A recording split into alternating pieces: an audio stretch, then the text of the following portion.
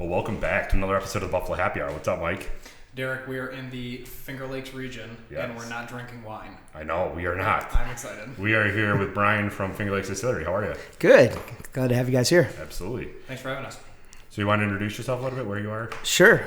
So I'm Brian McKenzie. I'm the founder and owner of Fingerlakes Distilling, makers of Mackenzie Whiskies, amongst many of their products.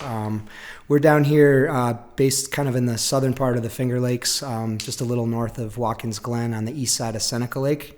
And we've been doing it since 2008. So we're one of the old guys in the New York distilling business. That's awesome. So what were you doing before this? So my wife and I are from the area. Went to school at Cornell and moved down to DC for a while. When we got married, we decided to come back to the area, and I worked for a small bank in Elmira, New York, Elmira and Ithaca. And then we had a transition with that. We sold to a more regional bank, and just decided I wanted to kind of branch out and do something different with my life. And I always had a passion for whiskey and the Finger Lakes being such a beautiful area, so I thought we'd try to bring the two things together. Right. And didn't realize, all the hurdles that would be required to overcome, because the laws weren't very friendly at that point in time. So Sure. we had to really work hard to try to reform some of that. So what were some of the laws at the time that were the most troubling for you? The biggest thing for us was the business concept that I had in mind would require visitation at the distillery. And, we saw what was going on with the wine tourism here and how there's so many people coming to the area to go on these wine tours and enjoy what's being made here. So we wanted to have that component of our business. And prior to 2007, that was not allowed for a distillery. So we had to introduce some legislation called the Farm Distilling license class, I guess you'd call it. And that would change the laws to allow a new type of license, the farm license, which requires you to use New York State raw material in your product, but does give you the ability to open a tasting room, sell direct, do tastings. And we've since added on a lot more privileges from that. But so that was really, we probably wouldn't be in business if that didn't go through. Yeah. So That's nice. yeah. Really cool. Absolutely. So I'm not going to say I stalked, but I did productive research, and I came on a couple different things where you guys have 17 potentially plus different products, and you are producers, and you're going to have to help me with this word. Purveyors? Purveyors, yeah. Purveyors, Yeah. no. That means we sell the stuff. Of Mackenzie whiskey. So can you touch on that? Yeah, so, again, this goes back to the tourism aspect of our business. We knew we were going to have people coming in the door. We didn't realize we'd have 35,000 people a year, which we do now. But we knew people were going to come in and they'd want to experience a variety of spirits, especially because, a lot of people don't want to just come in and sip on gin and whiskey, So we went the sweeter route with some of the liqueurs. The brandies. We want to feature as much as we can with the Finger Lakes produce that's available. In doing that, we kind of determined that we're going to have a lot of diversity, and the packages wouldn't really line up to be all in one kind of nice little package, because 91 proof whiskey tastes a lot different than a nice raspberry liqueur or something. So we wanted to have variety. And, we've really focused in on the Mackenzie whiskies at this point. That's about 80% of our production, but we still like to make all the other stuff available and sell quite a bit of it here at the tasting room. Cool. Nice. So you guys sell, I assume, in pretty much every liquor store down here, and then your own tasting room you sell out of course. Yep. And then what other locations around New York? So I think we have about 350 accounts in New York State.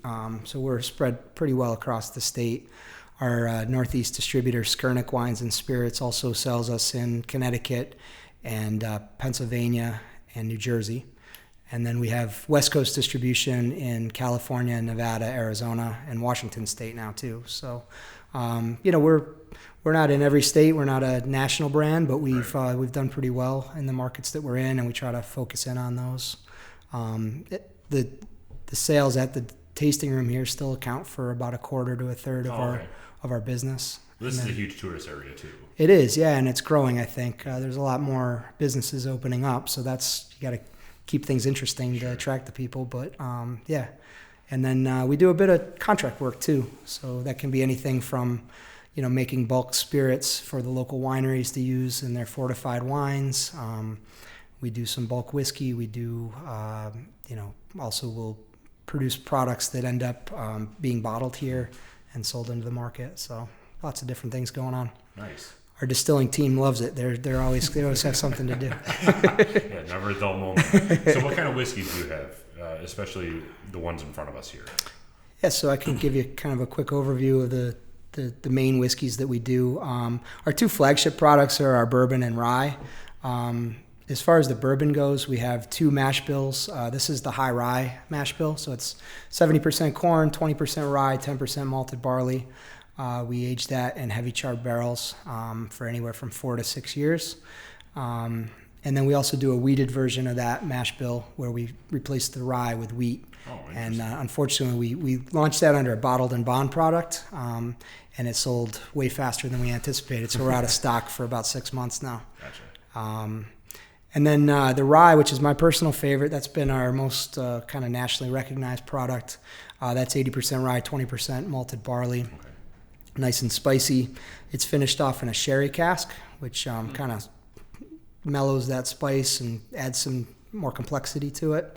And then that one's aged 3 to 5 years in a heavy char, and then just about 2 weeks in the sherry cask. Oh, nice. So, is there any requirements for length of aging in sherry casks to call it a sherry aged, or is it just however long you feel adds? No, it's the main things with age statements are you can't call it straight whiskey till it's 2 years. Sure. If it's under 4 years, you do have to put the age statement on. But as far as the finish goes, we don't have any requirement there. Cool.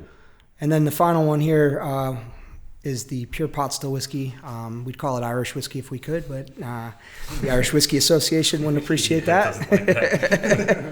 But it's made very much in that style, unmalted barley, malted barley, and oats. And it's double pot distilled.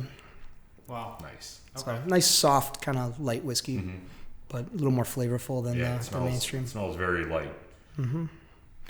Other than that, we make a lot of single barrels that are just kind of one-off variations on the different products.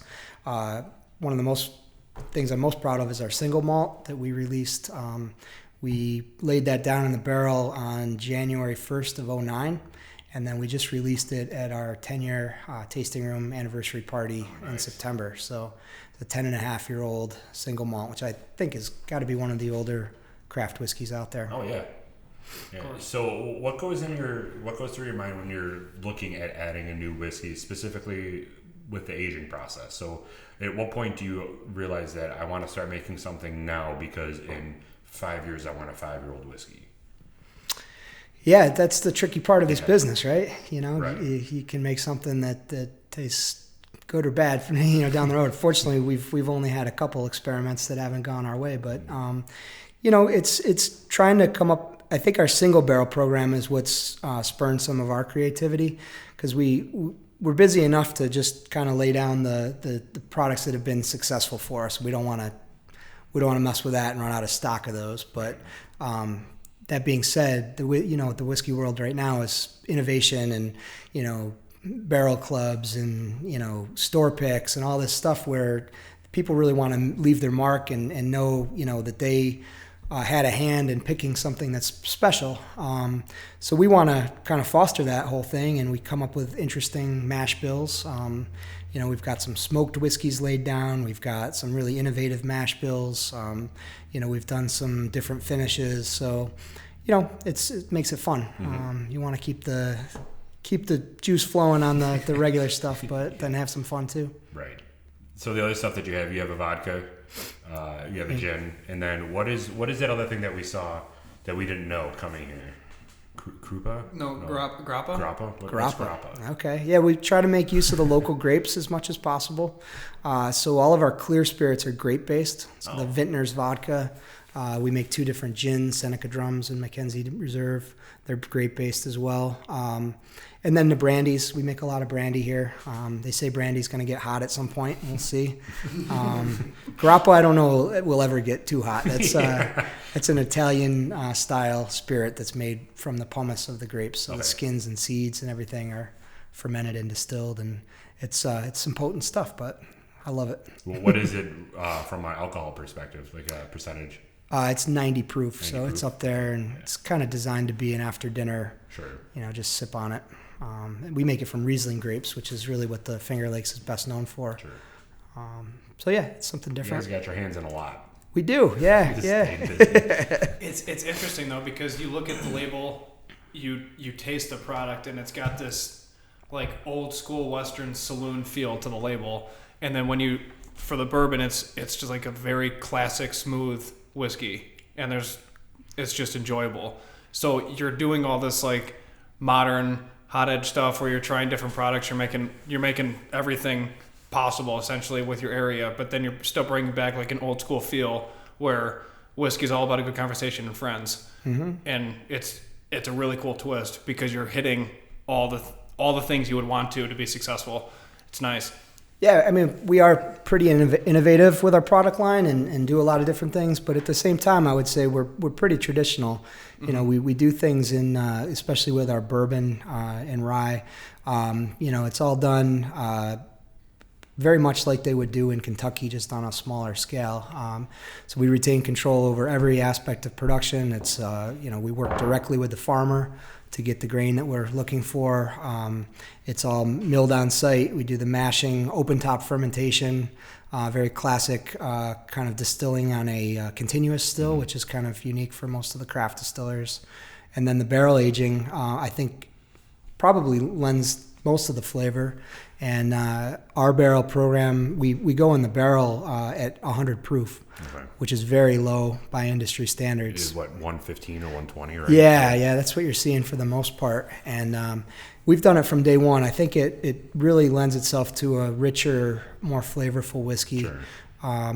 If you go back, to the 50s and 60s, a lot of the whiskey was made that way with the lower barrel proof. It's kind of crept up over the years. Mm-hmm.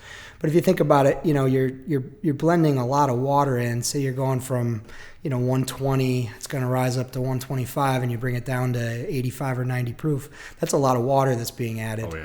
Where we're starting at 100, and we're not really adding a lot to get it down to 91. So it's all kind of aged together. Gotcha. That's nice. So for the people that haven't seen your building, there's a lot of, for those outside of New York that can't just drive over here and experience it, there's a lot of things that we should touch on that we talked about actually before we recorded. But the distillery is based on a classic style of Scottish whiskey distilleries, whiskey with no E. So you got white walls, black trim, and an elegant pagoda roof, and that's obviously visible. You can see it from the road. So that's pretty cool because you're bringing in the old school feels there. And then, like you said, you give your grains back to local farmers who use leftovers as animal feed. And then the oak floors are, I think I have this right, reclaimed siding from a tobacco barn in Kentucky. That's right. Okay. And then where's that? Up in the tasting room. Okay. Yeah. We've got to have a little bit of Kentucky here, Yeah, absolutely. And then, but the Scottish theme really. So my grandfather came here from Scotland. Oh yeah. And that's why you like Scotch so much. Yeah. Well, that's what turned me on to whiskey. We went back to. He's passed at this point, but we went back to his hometown, and cool. I think it was right in his hometown. I knew a little bit about malt, but not a lot. And I sat down with the bartender, and he took me through the different regions in Scotland, and that just opened my eyes to the fact that you're using the same base material, but you can make it taste so different. Absolutely. Based on how you do it and how it's treated. But that it was really eye-opening to me. Mm-hmm. And so that kind of sparked the idea. And then you look out at Seneca Lake, you kind of feel like it's not too removed from Scotland. We've got the rolling hills and the deep lake. That is very true. That is very nice. So that's kind of why we decided to go with that route for the building. Mm-hmm. And we've been making single malt right from the beginning, even though our first release was just this past year. Wow. And then what awards have you won with these products? in front of us? We've never really gotten into the award game a Good whole for lot. you. Screw it. If you know what's good, it'll sell. That's your award. It sells, yeah. I mean, we've entered a few contests and we've done well. The San Francisco, I think our products have always shown well there, and that's a more reputable. We have some New York State competitions that we've done really well. Our rye has won Best New York State Spirit in the past. Our Seneca Drums Gin. So there's definitely awards on our resume, but there's plenty of ways to get an award where it's not always justified. Sure.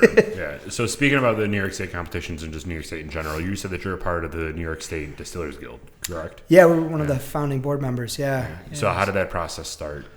It started basically with a small group of us getting together and sitting on somebody's deck or porch or barrel room or whatever and kind of saying, what are we going to do next? We got the Farm Bill through, which was huge. That was a consortium of maybe 8 distilleries along with the Farm Bureau that got that achieved. So yeah, it was just, we realized we had to work together. There was more reform that could take place. The governor got behind our industry and seemed receptive to ideas, so we needed to come up with those ideas, and we did that through the kind of the guidance of the guild. But it's also just a fun group to be around, kind of share ideas and share our products. Are there any local legislations that are in right now that are either hurting or helping the distillery business? In terms of state regulations? Yeah, I mean, there's always room for improvement. When we got the bill through, I guess it was 2007, there were very limited things that you could do. You could taste products, but, we fought hard to now be able to offer cocktails. Sure. We can sell, New York State beer and wine and everything, which helps all those industries. But there's always things that could help. We've got a short list of things that we're working on. Yeah. There's some, I think the wine industry in particular has gotten, a lot of funding from the state. We don't really have much of that, so we're doing it ourselves, and that's a challenge. It seems like, though, the craft spirits industry is rising, though. So could that attribute to maybe in the future having more success and more funding when it comes to that? Yeah, I mean, that's the whole concept with the guild and us working together. I mean, we're competitors, but you still try to work together to see where there's some common ground. So we'll continue to do that. We've been part of the founding of that, and an important part of the whole process. So can you touch on mailing whiskey to different states and how that's tough from a consumer standpoint? So if I buy a bottle and my buddy in a different state wants to try it, I can't just go to the post office and send it to him because they'll just laugh. But how do we change that? It's maple syrup. Yeah, exactly. I'm just doesn't that look like it? Yeah. No, I mean that's you asked what could help our business. That's probably top of the list. It's just a long way to go to get there with it. It's a federal issue for the most part, and it's very, very complicated and a lot of gray with it right now. But I think the wineries worked really hard to get that privilege, and it's paid off. I talked to some of the local wineries, and they have their mail order business and club business and everything. Some of it accounts for 20-25% of their business now. Because you've got people that come here once a year to the Finger Lakes or Hudson Valley or wherever they're taking their vacation. They fall in love with something and they can't get it. It's really frustrating. I mean, I had people this holiday season get mad at me. It's just they know they want Mackenzie bourbon for a gift for somebody, and there's just no way to do it if we're not doing business in that state. So hopefully it changes. I think it's there's a lot of fighting against it, people with deep pockets, so the distributors and all that. But it would do wonders for our business. Is there anything that people outside of the Distillers Guild can do to help with that, or is that something more on the inside that you have to work on? Write the congressman, right? Yeah. I mean, that always helps. And we did a grassroots campaign. That the part of the tax bill a couple years ago was a smaller tier of taxation for small distillers, and I think I went to Washington maybe 6 or 7 years in a row trying to fight for that along with a big group of people. But it just took grassroots and kind of all coming together to get that, and that's transformed our businesses because it went from $13.50 a gallon to $2.70 a gallon, and all that money saved. We're all small distilleries. Mm-hmm. We're looking to reinvest that money in our business, so it means more staff or more equipment or more money going to the farms to get the grain. So it's nobody put that in their pocket. It was something that just helped the industry, and right. So that was a big deal for us too. Cool. It's frustrating because wineries, if you go to Niagara-on-the-Lake, and then you're pretty much forced to either smuggle it or not buy it, because the only thing they can do is, even if you're a club member, they just mail it to the duty free, and then that's what you have to do as a club member, is you have to go back to the duty free and pick up the case that was mailed to you, because they can't ship it across the Peace Bridge. It's like, I don't know, the whole thing just blows my mind, because these products, the whole industry would explode. And it's just really, I don't understand how you guys are so collected about it, where you're like, yeah, we're just working really hard. I'm like, I would flip a table, because it's just like, what's the difference?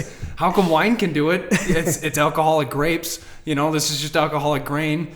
What's the difference? I don't know. It frustrates me. I'm just running a small podcast. I can't even imagine. I think we should make you the head of this project. I know. Just sit on the board and just start shaking. Yeah. Just feel like he's our passion guy. He's just in the corner, just staring at the wall.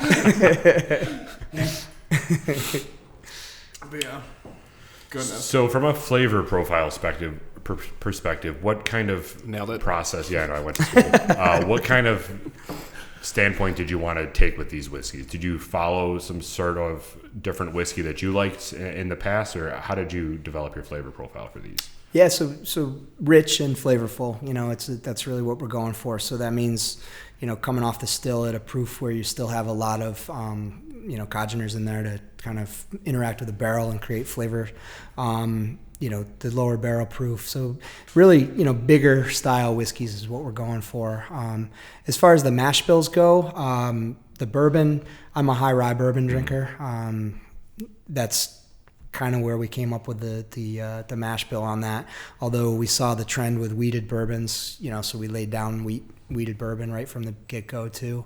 As far as the rye goes, we thought that kind of fit a unique space in the market, because you had, all of the Kentucky ryes, which are really not far off from bourbon. They're, they kind of meet that bare minimum 51% rye. And then you saw like the big Canadian whiskeys or stuff coming out of, Indiana with real high rye, 95%, or even 100% in some cases. So we backed it down to 80%, left the corn out. So it's kind of middle road. Okay. But yeah, something a little different. So probably, you said a lot of pepper in there? I think I get a lot of pepper with it, but again, that sherry kind of mutes that a little bit and offers some other, dried fruit notes and things like that. So where do you get your barrels from?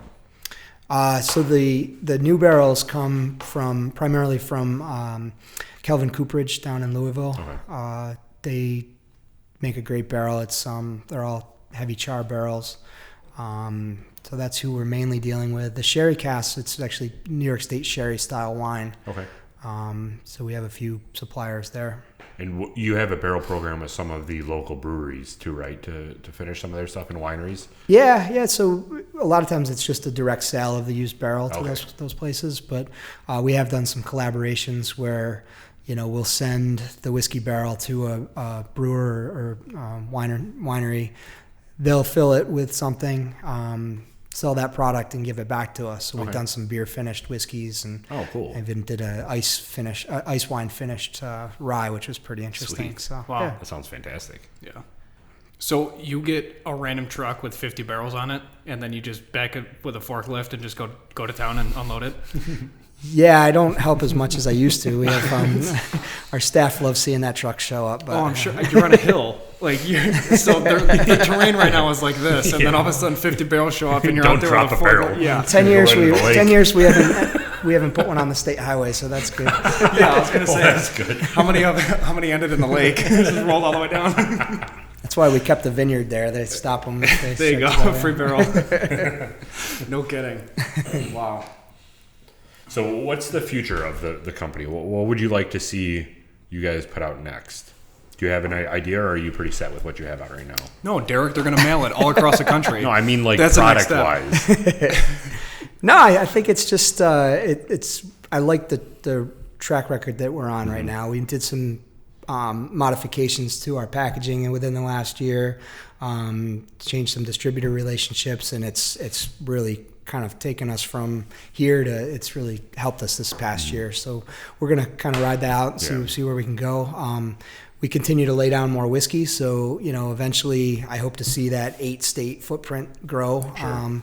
And depending on all this tariff stuff, maybe there's some international opportunities too. Yeah. But and it's like all these different relationships we have with contract work, and there's so many moving pieces. It keeps things very interesting around here. So just trying to continue to grow that way.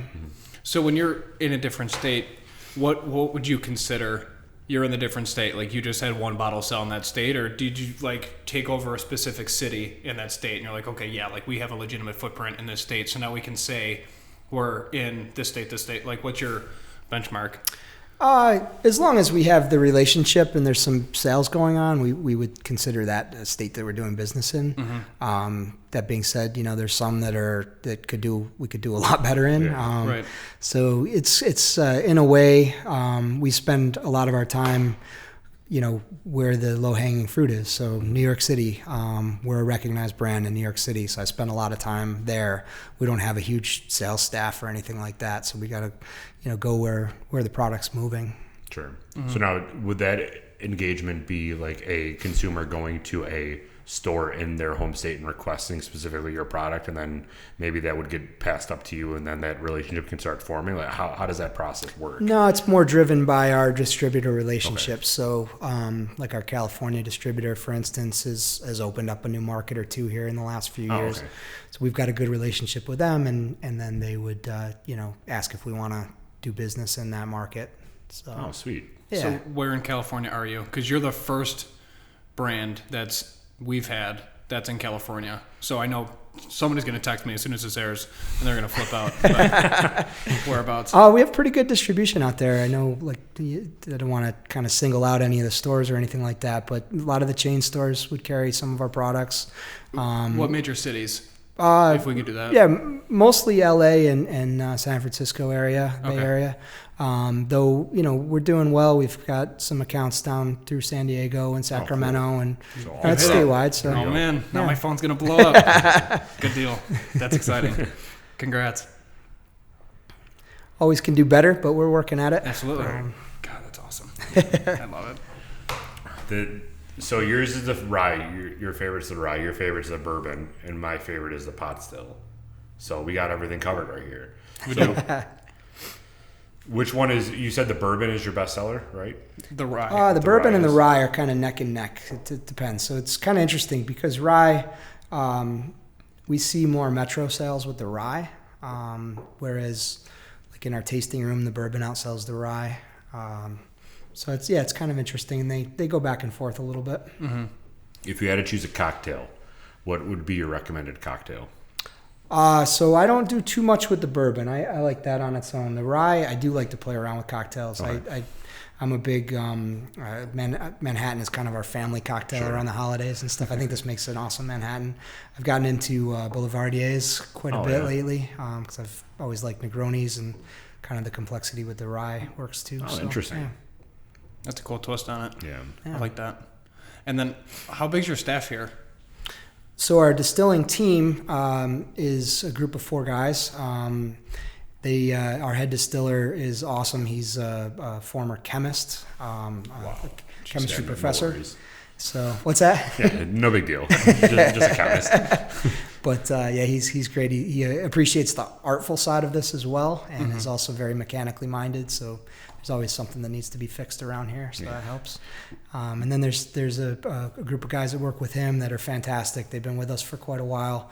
Our tasting room staff's a little more seasonal, so right now we only have 4 people working today, but you come back in July and there might be 9 up there. Oh wow. And then we have a couple salespeople, part-time salespeople. We have a bottling team. My uncle runs our bottling operation, and he's got a group of friends that come up, and they work a couple days a week sometimes. Yeah, and that's about it. So, all in all, in the high season, we might have 25 people here. Okay. Good deal. Interesting. Yeah, I mean, I guess you have to be a chemist in order to be messing around with these mash bills, because you have to know, kind of going back to what we were talking about earlier, if in 10 years it doesn't taste good, you're going to be pissed because you bottle it for 10 years and then 10 years later you just decide to taste it and it doesn't taste very good. You'd be a little bit mad. Yeah, unfortunately, there's a lot of chemistry behind that, but nobody knows exactly what that chemistry is. I mean, you kind of take a leap of faith regardless of how much you know of that. So I feel like that's the whole industry. Yeah. Whether it's like I'm going to start a distillery or I'm going to do like a home brew, it's just a total leap of faith, and you just pray. Isn't that's kind of like what makes it really cool, though? It's for like sure. You're setting something down for a long time, and you're going to transform. It would be that second year, and I'd be popping it open. So I just like, I'm not saying we don't do that. Do a little thief. I just want to see where we're at. Yeah. What's the progress? Check in on them every once in a while. Do you know how many barrels you have? Because we took a tour of your barrel factory, or not factory, but barrel where house. You're housing all your barrels. How many barrels do you have? There's got to be at least 4 or 5 down there, I think. I don't know. Wow. Yeah, there's definitely 5. Definitely a hard 5. No, we're pretty small, but I think we've got about 1,200 laid down right now. Wow. I mean, obviously we're constantly harvesting those and then putting new down. So, but when we're in full scale whiskey production, we can make on a good week, maybe 15, 20 barrels. Wow. So you should definitely have a secondary office in the barrel house. It makes sense. Yeah. Not for the aromas. Definitely not for the aromas. Just to keep you just walk in and you smell straight whiskey. It's awesome. Got to leave as much room as we can for the barrels. That's true. Yeah, that's true.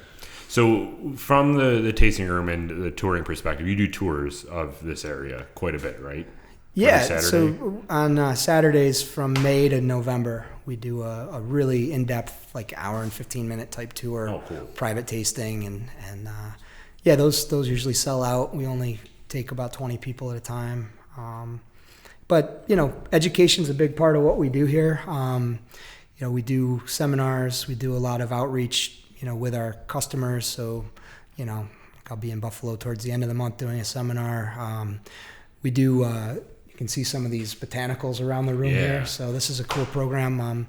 People can come and kind of formulate their own gin, and then we have a small still that will distill that product for them on. So that's a lot of fun. You can bring a group of 12 people and make a day of it. Yeah. So how long does that process normally take?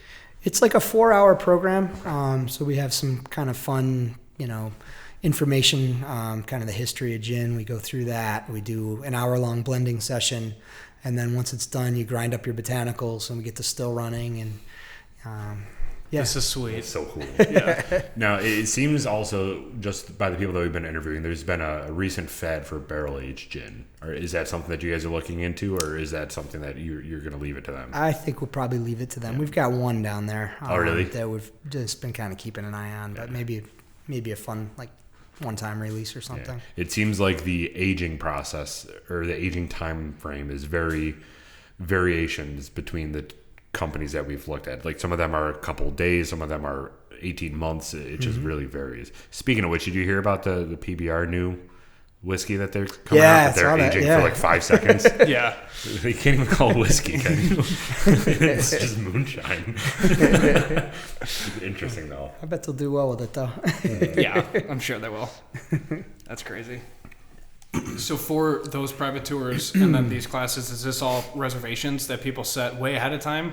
Yeah, so the tours, we book those just through our website. That's a more regular thing. Okay. The original gin program, both myself and Jared, our distiller, are involved, so we have to kind of match up the timing, the schedules and stuff. But okay. Yeah.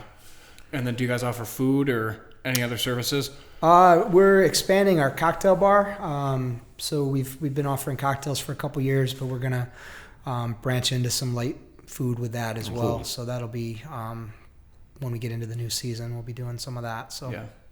That'll be sweet. Yeah, you have such an awesome area for it. I mean, the cocktail bar, you have that porch for it too, and it just overlooks the lake. It's just a beautiful area that you're in. Yeah, and I'm finding that people really want a different experience now. They don't, for a long time, that kind of concept of going from winery to winery and just doing a quick tasting and then you're out the door. I think people want to come sit, relax, maybe have a drink, just look at the lake and maybe have some music. And it's kind of the way things are trending a bit. It's got to be impossible predicting people's ambitions. So I give you guys credit for evolving because I cannot do it. Yeah. I mean, it's a good point too, because you and I have done it because we're forced, because now we're like basically married, but every time you go on a wine tasting, it's the only thing the dude care about is like, well, what is this place different from the other place? I'm like, well, they're sweeter wines. And they're like, no, but this place gives us like animal crackers and chocolate, like with wine. Like I'm all in. Like, let's go to that place again. But down here, it's a whole different dynamic because you got, like you said, the seating area, and then if you can do something that just separates you from the other spot because you're on the strip. Mm-hmm. We touched on it earlier before we sat down here, but you have I've lost count on how many different wineries are on this road. 25, right? You like said 20, 25. I don't know what I mean. Around the lake, there's over 100, I think now, but just within this 10-mile stretch here, there's got to be 20 or 25. Yeah, wow. It's crazy. A couple breweries. So if you got like tour bus with 10 of your friends, by the fifth place, you're pretty much in the bag.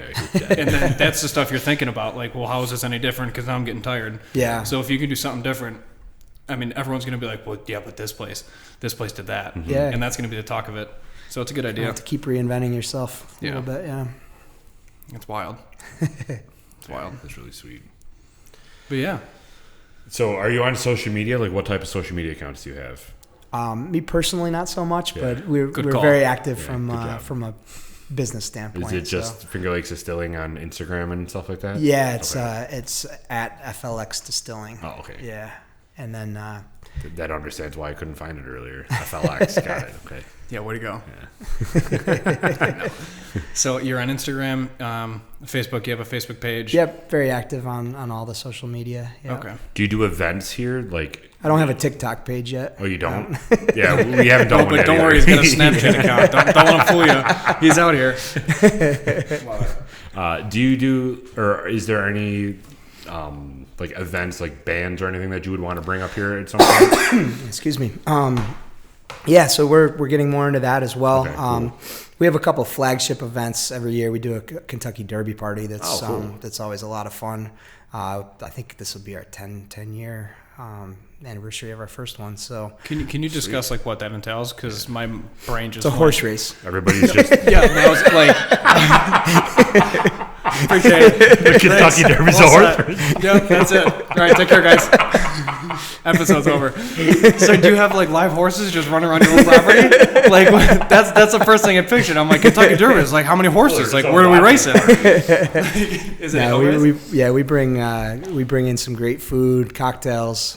I think we served, I want to say it was like 14 gallons of mint juleps last year or something like that. Oh my God. So. 14 gallons? That's ridiculous. Yeah. So, we have the race on, but people come, all decked out with their big hats and dressed up and everything. It's a lot of fun. Gotcha. So, but we'll be doing a lot more music this year, and this past year was really the focus was on the 10-year anniversary. So we had a big party that day. We broke a world record for the number of people drinking Bloody Marys on a set of steps. Really?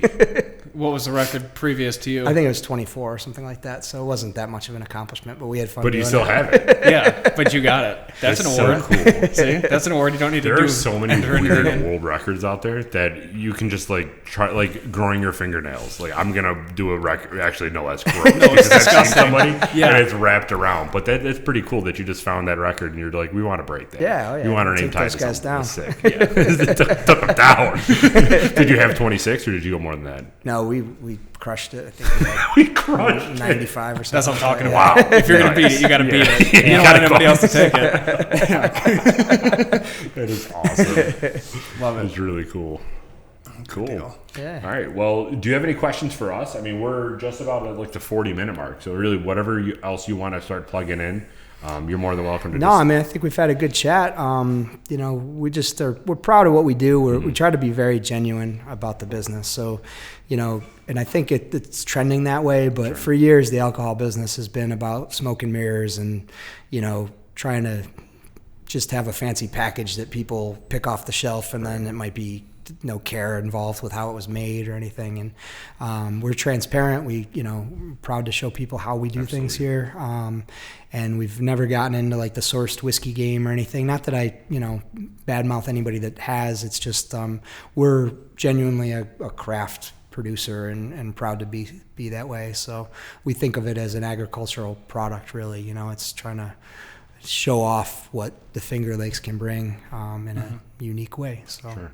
Cool. Well, thank you so much for being on this episode. Yeah, I wish you guys well with the podcast. This is cool. So we'll touch base in a little bit to kind of talk about progress and everything. That'd be great. Yeah. Cool. Glad well, thank you very much. Appreciate it. All right, cool.